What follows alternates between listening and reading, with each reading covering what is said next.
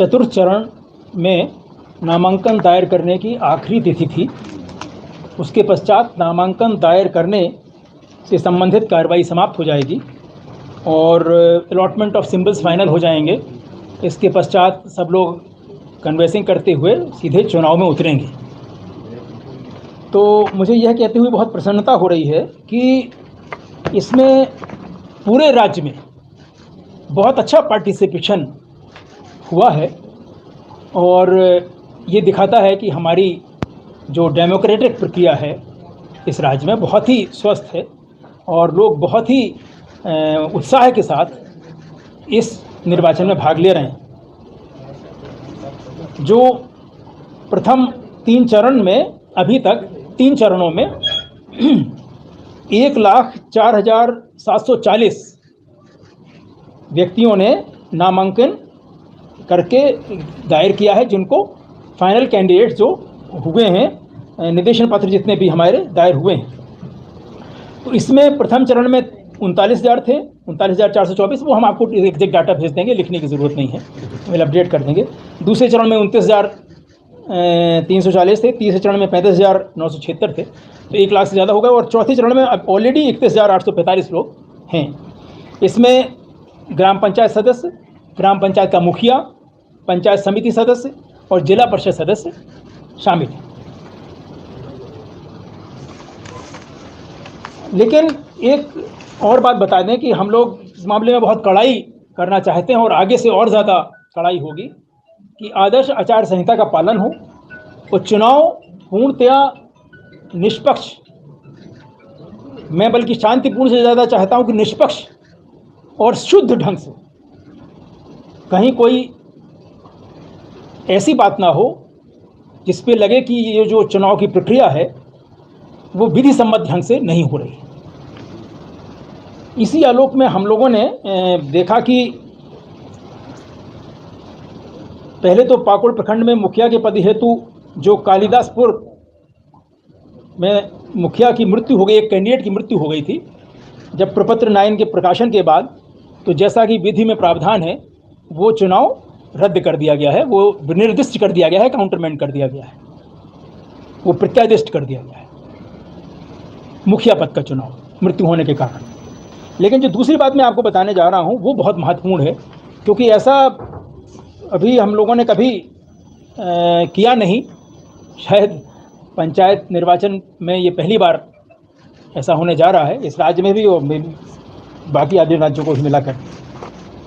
आज मैंने एक आदेश पारित किया है जिसमें हम लोगों ने रामगढ़ ज़िले में जो पंचायत में 15 रामगढ़ जिला परिषद क्षेत्रीय निर्वाचन क्षेत्र संख्या 5 पत्रातू में जो जिला परिषद के सदस्य का निर्वाचन था उसको हम लोगों ने काउंटर की पूरी प्रक्रिया अवैध घोषित हो गई और इसमें अब चुनाव नहीं होगा। इस चुनाव की घोषणा कालांतर में की जाएगी और उसका कारण ये है कि हम लोगों ने बहुत तत्परता से कार्रवाई की, रिपोर्ट्स मंगाई। जब हमें पता चला कि वहाँ पर वातावरण कंडीसिव नहीं है और धमकियाँ दी जा रही हैं लोगों को चुनाव लड़ने से,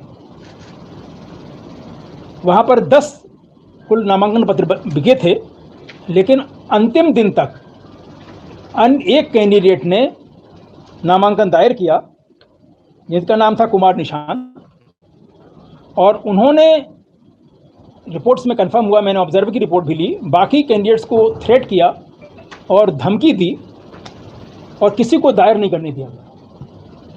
और जब अंतिम समय निकल गया तो इसका मतलब है कि वो कैंडिडेट ही एक अकेले कैंडिडेट बचते और निर्विरोध निर्वाचित हो जाते। तो ऐसा व्यक्ति जिला परिषद का अध्यक्ष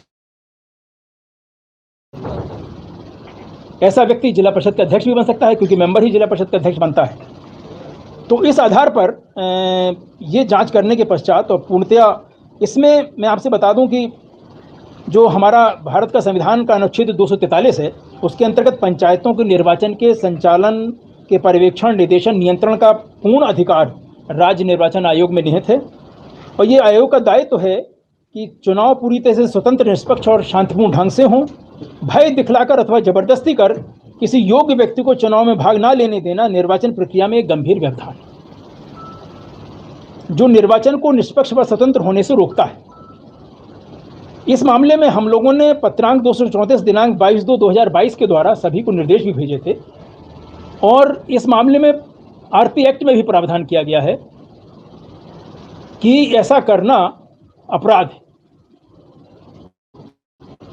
हमारा झारखंड पंचायत राज अधिनियम 2001 के अध्याय 4 के अंतर्गत जो सेक्शन 66 है, धारा 66 उपधारा 5 है, उसमें लिखा है कि राज्य निर्वाचन आयोग को स्वतः संज्ञान पर या संप्रेक्षक द्वारा प्रस्तुत रिपोर्ट पर, ऑब्जर्वर जो रिपोर्ट भेजता है, की परीक्षा पर या पंचायत निर्वाचन में अनियमितताओं के अभिकथनों की प्राप्ति पर समुचित कार्रवाई प्रारंभ करने का विवेकाधिकार होगा और ऐसी कार्रवाई में निर्वाचन को प्रत्यादिष्ट करना, निर्वाचन स्थगित करना और मतगणना को स्थगित करना सम्मिलित हो सकता है।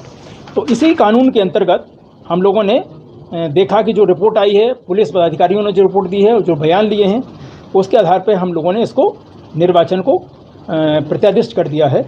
और अब इसमें ये बात ज़रूर कहना चाहेंगे कि हम लोग अभी ये भी जांच करेंगे कि कहीं और कोई कमी तो नहीं थी प्रशासन की तरफ से या पुलिस की तरफ से, लेकिन फिलहाल जो मैंने देखा है कि जिला के अधिकारियों ने तत्परतापूर्वक कार्रवाई की और प्राथमिकी दर्ज करके अरेस्ट भी किया और कम से कम इन बातों को संज्ञान में लाया। ये नहीं हुई कि ये बात छुप गई, तो ये एक अच्छी बात है, लेकिन ये बात ज़रूर है कि उस क्षेत्र में चुनाव नहीं हो सके।